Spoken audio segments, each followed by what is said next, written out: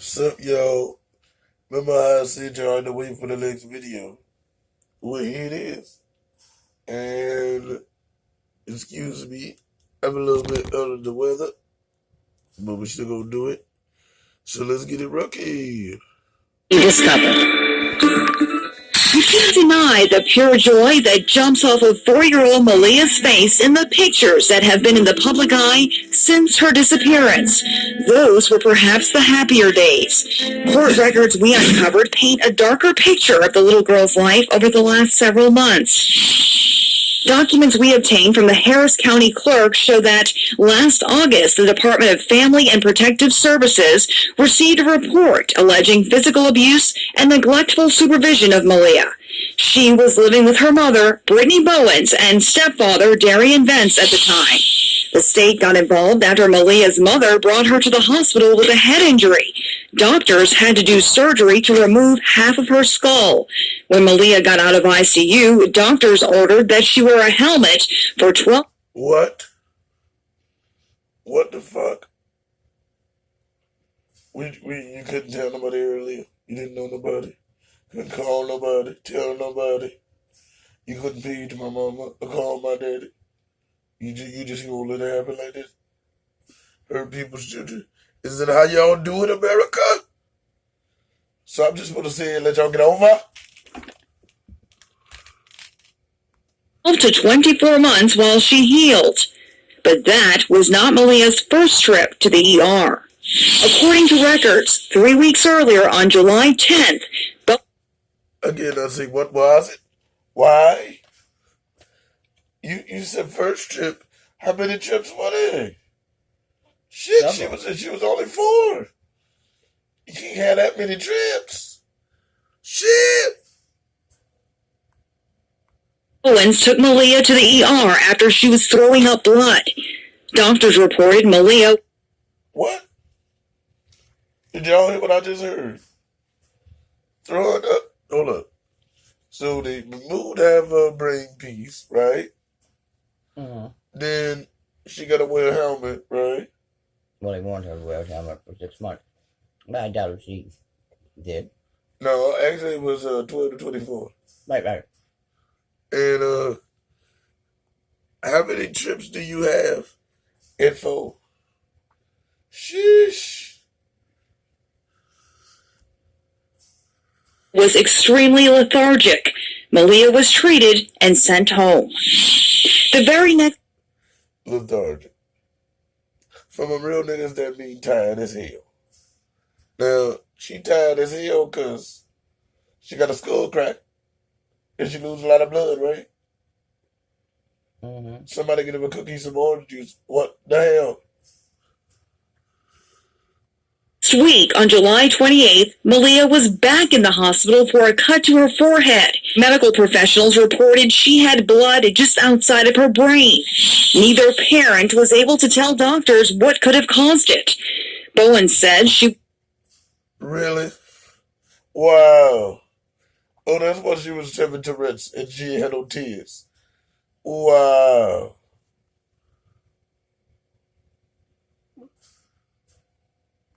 Very next week, on July 28th, Malia was back in the hospital for a cut to her forehead. Medical professionals reported she had blood just outside of her brain.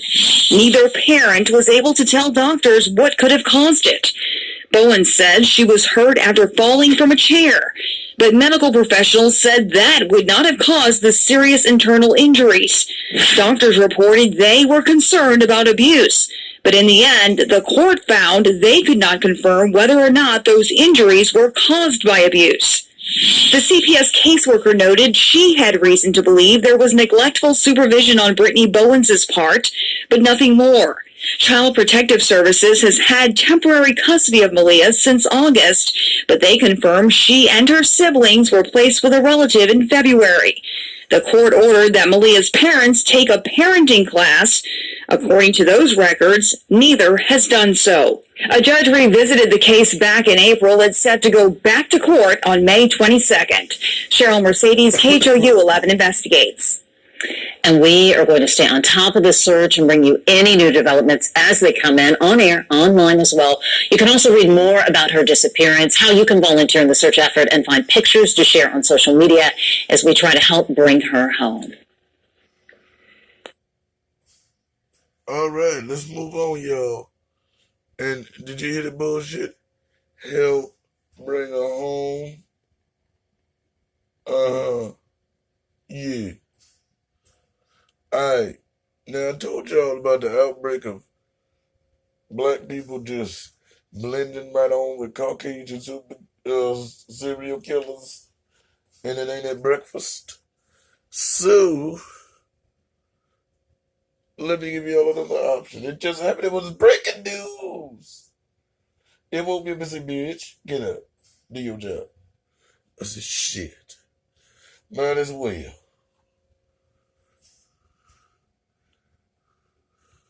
Defendant admitting he tossed a 5-year-old boy a guilty plea in that horrifying attack at the Mall of America. The defendant admitting he tossed a 5-year-old boy from that third-floor balcony. And tonight, what the family has said about the boy's recovery. Here's ABC's Ariel Reshef. It was a shocking crime. A 5-year-old boy randomly thrown from the third-floor balcony at the Mall of America. Someone just fell from the third floor to the first floor. Tonight, the man who did it, Emmanuel Aranda, pleading guilty to premeditated attempted murder. Now facing up to 19 years behind bars after telling investigators he... Okay, y'all. You know what's gonna happen, right? This nigga is either gonna turn out to be, right, African descent, right, Muslim, right, Iranian, or Israeli. Watch me when I say such. Now, remember I told y'all on a phone call with the fake witness about the car with the girl, Malia, in there, dead body, and she gonna go to the dollar store, get her some Fiji water, because she got to get her legs together, and it's hot. We got another one of these, but it's in this video. Watch me now. Cased the mall looking for someone to kill. He claimed he was searching for an adult, but instead grabbed little Landon. At this time, we do not believe there is a relationship between... Now, remember when Steve Harvey said in the Kings of Comedy, you can just stand and not look at the TV and be like, yo, that's a white person. Everybody know that's a white nigga, ain't it? It ain't. No, it ain't. That's a nigga.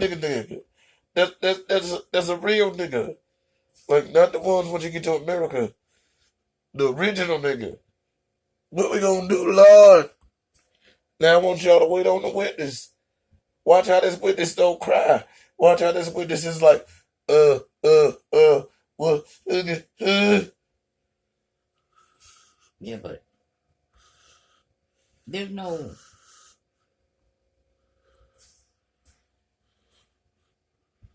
I mean, the witness...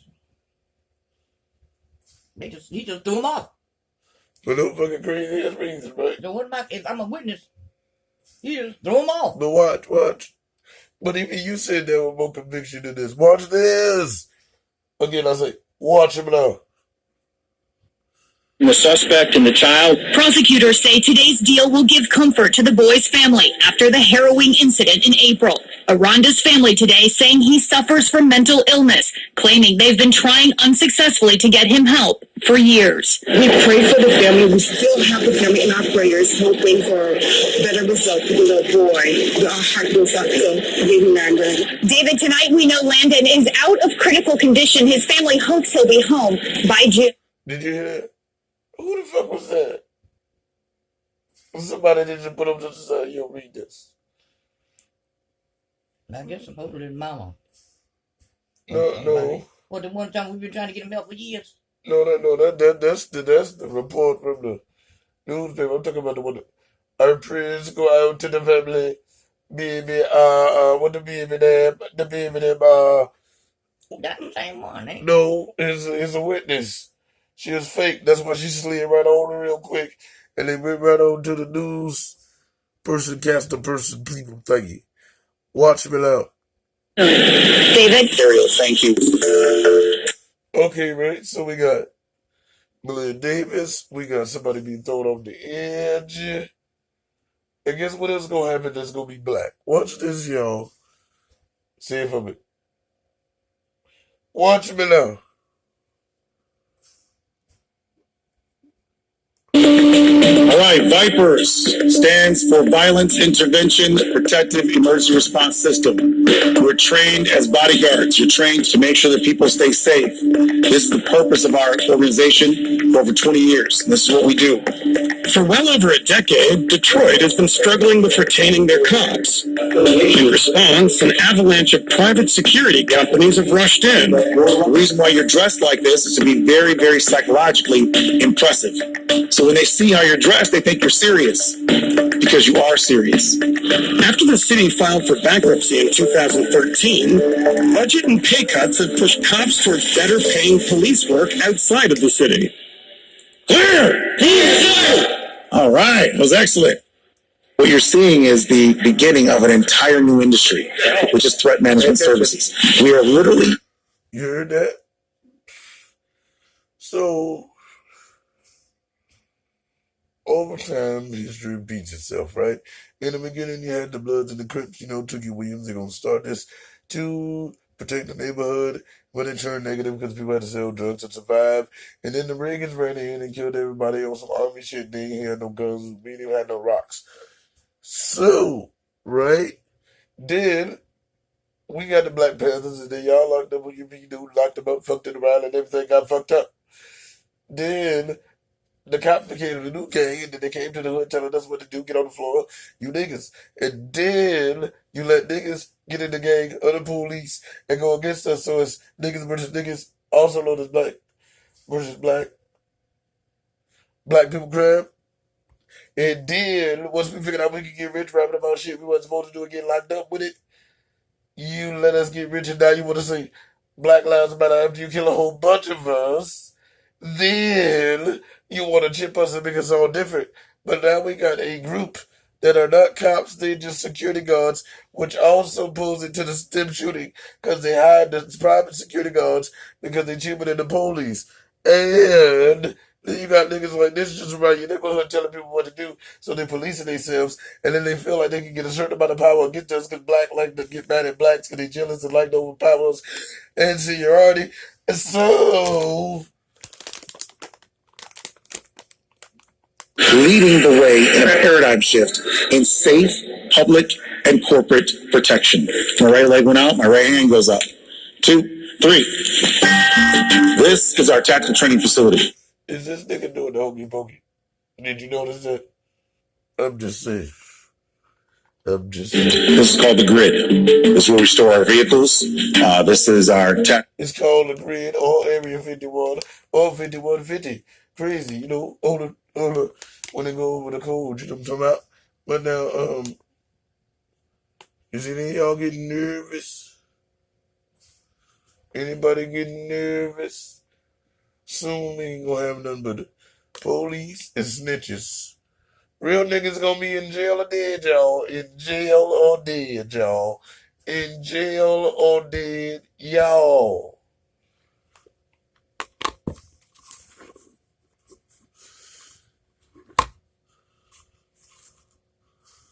This is called the grid. This is where we store our vehicles. This is our tactical boat. Wait a minute. Grid. What else has a grid? An electrical grid. What happened to the electrical grid? It went out, right? Because of the GPS jammers. Watch my other video. These are our motorcycles. These motorcycles allow us to get to situations. Motorcycles. Who got motorcycles? Well, there's no point to that one. It was funny in my head. Very quickly, this custom boat allows us to get into shallow water. It's also very fun. It jumps over waves, and people enjoy riding in it. Gail Brown, an ex-Army paratrooper. Motorcycles are fun as shit. That's it. Began teaching his own brand of self-defense in the early 90s. He started his own security company in 2000. So, He's teaching his own form of defense, right? And what we gonna call it? Racial profiling. This is a Detroit fair fight. 4-on-1. Keep your knees bent. Brown says a 60-person fight. Now the reason it's a fair fight, because you get to fight your own now. We were mad at the cops because they were light, or better yet, white, and they wasn't right. Now what we gonna do? When Tyrone and Man get jobs as secret security services, nigga, tell me, Lord. The force has more than 5,000 private citizens as clients, along with 100 businesses. Altogether, the company brings in about $2 million a year. This is a community that pays us to protect their community 24 hours a day, 7 days a week. That's cool right now. But as soon as one of them security guards get corrupt and they stop not giving the money like they supposed to, then they're going to be on our side. Mad at the government, and it starts all over again. Yes, Lord. Watch me now. Showing that this is just not a good place to be a predator. And it's all nonviolent. And we're growing. So more and more people, they want us in their communities. I think in areas in Detroit where you have these very affluent communities right in the heart of the ghetto, if you will, more and more people are utilizing services like threat management. They've shown up whenever I've called them. And in fact, their response time is so much greater than the Detroit Police Department that without them, I would not be as comfortable. Private security is booming in Detroit. The largest contractor has reported 25% year-over-year growth since the city's bankruptcy. We think that security guards that are visible in neighborhoods deter crime, yes. Can security guards replace police officers? No. The effectiveness of a police department is solely dictated by the trust relationship they garner in the community. I was appointed as police chief almost 6 years ago. The city was facing bankruptcy. There were neighborhood police stations that were closed. There was a strong belief that some of these security companies were more effective than the police department. But it wasn't just because of the city's bankruptcy. In 2003, the federal government accused the Detroit PD of unconstitutional conduct, including excessive use of force and illegal detentions. They were under federal oversight for 13 years. But I think the relationship today is much better than it was, say, 6 years ago. We are absolutely turning the corner. Although the department has improved, Detroit still has the second worst crime rate in the country. So this location is one of our clients. If you set up security service with us, we respond to your home. 10 minutes, $10. So when we respond to your home, it's a $10 charge for the first 10 minutes. Every minute after that is $1 a minute. The main purpose for this is so they feel safe when they close up. And it sounds like the second hotline, right? So when you hang up, they were like, call me now. No, but if a person don't have the money, they're not going to call them. So therefore, they're not helping the person who don't have money. What you could have is a person trying to hide next to the car when they close up, and then attack them when they get to their vehicles. So they start clients leaving, we wait outside while they lock up the property, and then we'll sit in front of the building to wait till the store closes.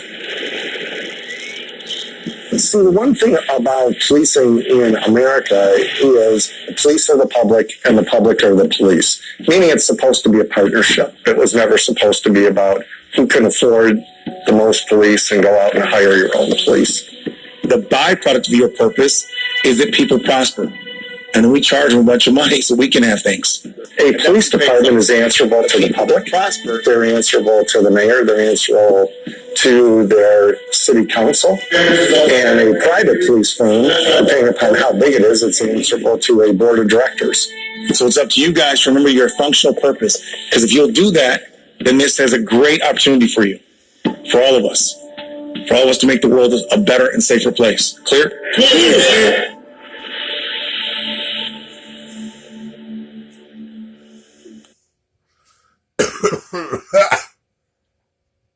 Woo! y'all are back. All right, now. That last line said by that white guy is the reason why they go and shut the shit down. Because the public are the police. And the police are the public. But they don't want that once it get too strong. So as soon as they shut them down for being corrupt and fucking up allegedly in the future, or trying to take them down corruptly allegedly, that is why they will then be on our side and have to fight the same fight. And it'll be the same thing all over again. I'll be back in a little while.